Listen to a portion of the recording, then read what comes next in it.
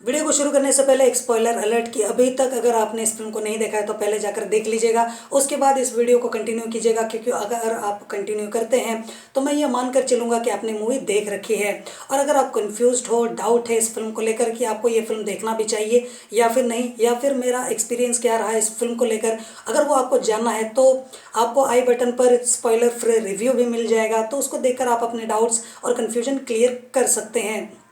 तो यहाँ पर देखिए, फिल्म की शुरुआत करने से पहले मैं आपको बताना चाहूँगा, मतलब कहानी बताने से पहले मैं आपको ये बताना चाहूँगा कि इस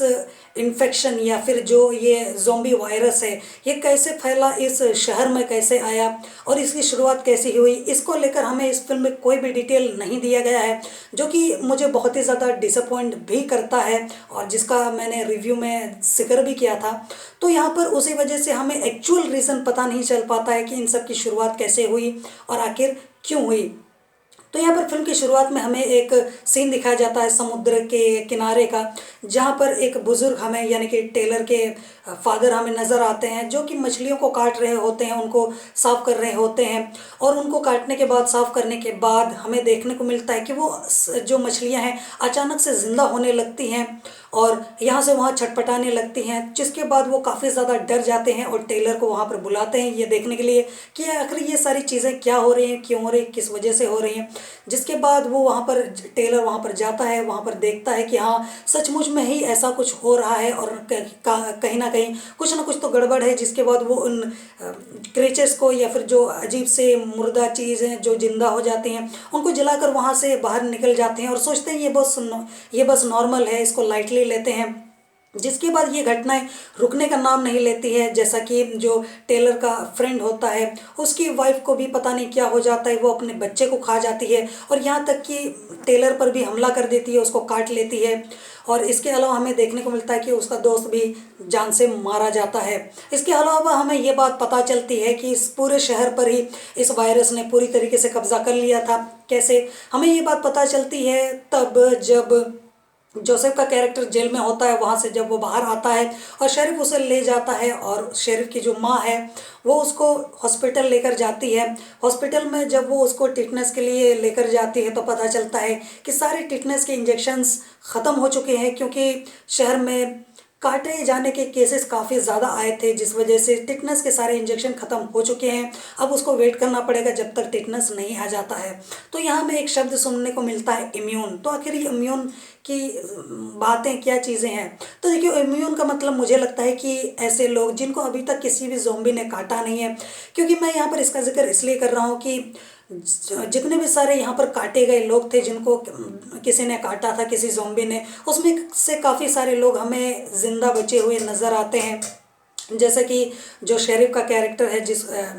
यानी कि टेलर, उसको भी काट लिया गया था। इसके अलावा जोसेफ को भी काट लिया गया था और भी 2-3 लोग थे जिनको काटा गया था, लेकिन उन्होंने कुछ प्रिकॉशंस लिए, जिसके बाद वो ज़िंदा बच गए थे, उनको कुछ नहीं हुआ था। जिसके बाद हमें आगे की स्टोरी दिखाई जाती है, जब पूरी तरीके से वायरस पूरे शहर में फैल गया था और जान बचाने के अब कोई भी ऑप्शंस नहीं थे, तो सारे लोग एक जगह मिलकर इकट्ठा हो गए इधर उधर से, यानी कि अलग अलग शहरों से, जिनको पता चला कि एक जगह पर मतलब एक सिक्योर जगह बना दी गई है जहाँ पर लोग सही सलामत रह सकते हैं। और हमें 6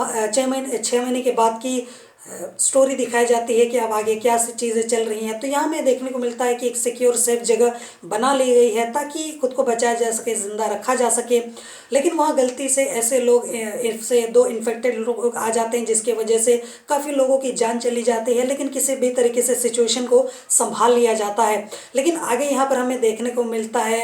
एक कैरेक्टर लेसोल का, जो कि जोसेफ का ही भाई होता है और टेलर की ही फैमिली का एक हिस्सा होता है। तो यहाँ पर हमें देखने को मिलता है कि वो कैरेक्टर कहीं ना कहीं एक तरीके से परेशान हो गया था और एक तरीके से वो सनकी हो गया था, और वो ये सब जो देख रहा था उसे वो बहुत ज़्यादा दुखी हो गया था। उसे लग रहा था कि हम में से कोई ज़िंदा बचेगा नहीं, तो क्यों ना ऐसा किया जाए कि सबको ही मार दिया जाए, तो ये ना बजेगी बांस और ना ही रहेगी बांसुरी। जिसके बाद वो वही करता है जो उसको नहीं करना चाहिए था। वो एक ज़ॉम्बी को सबके पास छोड़ देता है, जिसके बाद वो सबको मार देता है। बस किसी तरीके से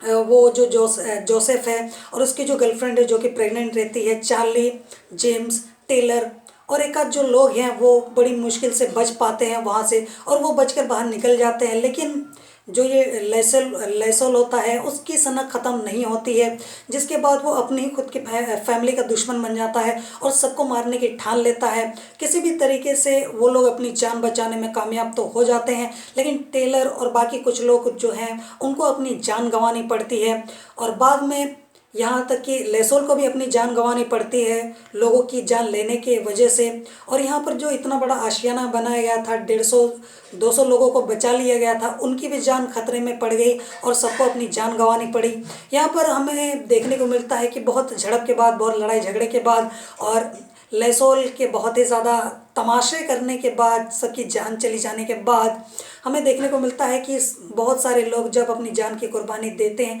तब जाके कहीं पर हमें 3 लोग बचते हुए नज़र आते हैं, चार्ली, जोसेफ और उसकी माँ। अब यहाँ पर भी गड़बड़ हो जाती है कि क्योंकि यहाँ पर जोसेफ है और जो जेम्स है वो दोनों यहाँ पर लड़ रहे होते हैं लेसोल और उस ज़ॉम्बी से, लेकिन इसी दौरान में कहीं ना कहीं वो ज़ॉम्बी जो है वो काट लेती है किसको, चार्ली को, जिस वजह से अब वो भी ज़ॉम्बी बनने वाली थी, लेकिन बच्चा तब तक पैदा हो चुका होता है। अब वो उन सब से रिक्वेस्ट करता है दोनों से कि मुझे मार दिया जाए ताकि मैं अपने बच्चे को या फिर आप दोनों को नुकसान ना पहुंचा सकूं। जिसके बाद जो जोसेफ है वो अपने दिल पर पत्थर रखकर उसको गोली मार देता है और हमें देखने को मिलता है कि अब सिर्फ 2 ही लोग ही जिंदा बच पाए हैं। अब बाकी कोई जिंदा बचा है या नहीं इसके बारे में तो पता नहीं, और शायद इसका सीक्वल देखने को मिले तभी हमको पता चल जाएगा। तो मुझे उम्मीद है कि आपके जो सारे डाउट्स हैं वो क्लियर हो चुके होंगे इस मूवी से रिलेटेड, और मेरी एक्सप्लेनेशन शायद आपको पसंद आई होगी और आपका जो दिमाग है वो ठंडा हो गया होगा। जोहार।